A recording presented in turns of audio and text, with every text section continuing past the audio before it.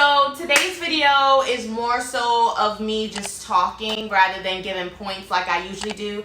I see a lot of YouTubers talking about like, should you bring your man around your friends, why you shouldn't bring your man around your friends, and I just wanted to give my 2 cents on the topic because I talk about relationships and friendships on my channel. When it comes to bringing your man around your friends, my personal opinion is it's best to keep the two separate. You know, like if there's a wedding, of course I'm gonna bring my boyfriend. He needs to be there with me. If I'm celebrating my birthday and having a birthday dinner, of course I'm gonna bring my boyfriend. He needs to be there with me. But I feel like if he don't gotta be there, don't bring him. And it's not like, oh, you're hiding your boyfriend or anything. I like to think of it as I don't like to create room for error. You know, there are some women, you know, I did a video called things you shouldn't tell your friends about your man. There are some women that just really can't help themselves. Like they gotta flirt with every nigga in the room or they gotta be in a nigga's face all night. I feel like if you don't want any problems or you don't want to create any problems, then sometimes it is best to not bring your man around like that unless he absolutely needs to be there.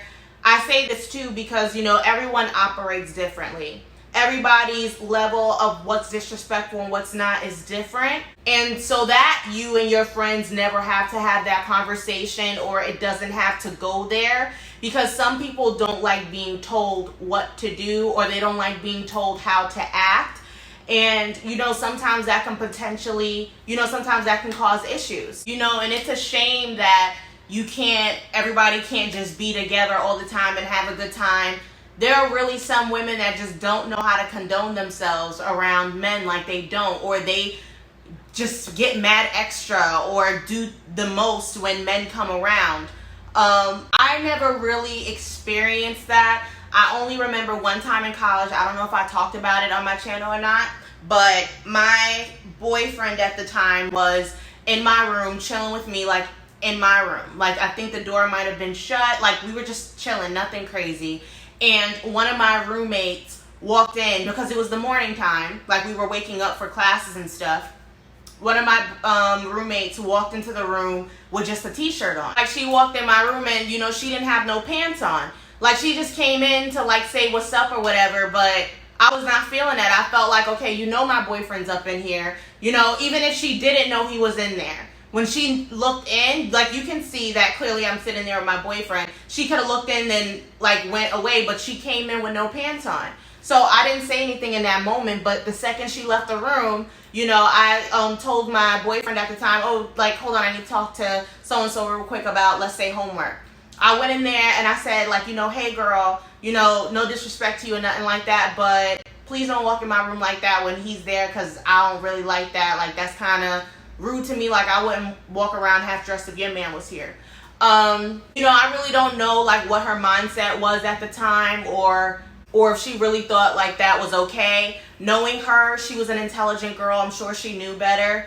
But just so we don't have to have conversations like that now in our 20s, because, you know, everybody, our generation, we go out, everyone's drinking, everyone's acting a damn fool. The excuse I kept getting in college when I would hear stories from my friends about their friends sleeping with the guy they like or sleeping with their boyfriend, oh, it's college, you know, that's college. Like, no, that shit is just fucking crazy. So, in my opinion, when it comes down to the whole friend thing and oh, should you bring your friends around your man, I feel like if your man doesn't need to be there, then you probably shouldn't have him there. Maybe if people conducted themselves in a better fashion, then I would say otherwise. At the end of the day, people really don't know how to act, unfortunately, sometimes. And one of the biggest lessons I learned in life is everybody is not like me. Everybody does not think like me. Everybody does not have the same level of common sense or respect as I do. So because of that, I move a certain way so that there are no problems. Now, I don't got to worry about you being in my nigga face because you don't never see him. I don't got to worry about when you start drinking, you being all over my nigga because he's not the fuck here. So I just feel like, you know, it's best to just keep the two separate.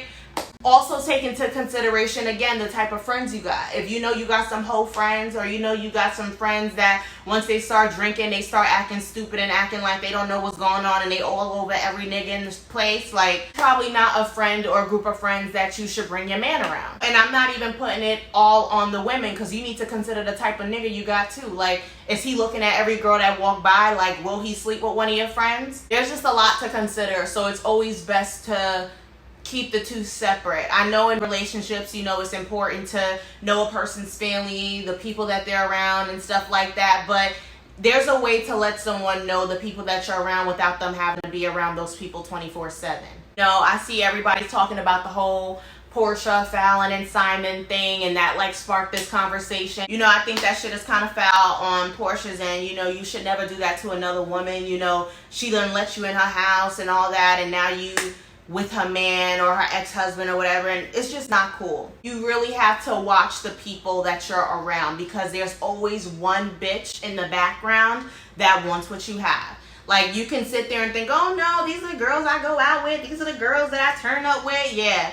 And the second you're drunk and you're not paying attention, she will for sure be pushing up on your man when nobody's paying attention. Or she'll be giving him some kind of vibe that she will fuck him, whatever, if y'all weren't together, like whatever the case may be. So that you don't end up in that position or predicament, I would just keep the two separate. Because, you know, bitches can be foul sometimes. Yeah, that's my little opinion on that.